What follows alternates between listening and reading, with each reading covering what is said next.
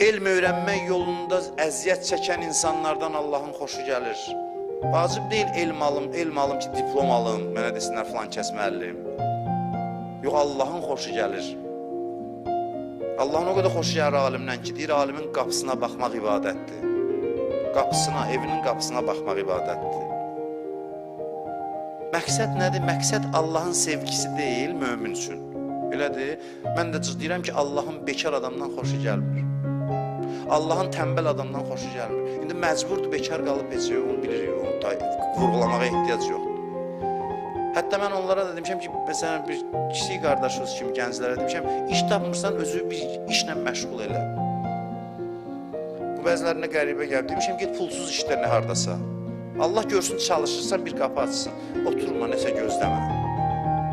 Hətta dur, yaşadığın həyəti təmizlə, küçəyə bir ağac ək. Misal üçün deyirəm, bunlar indi.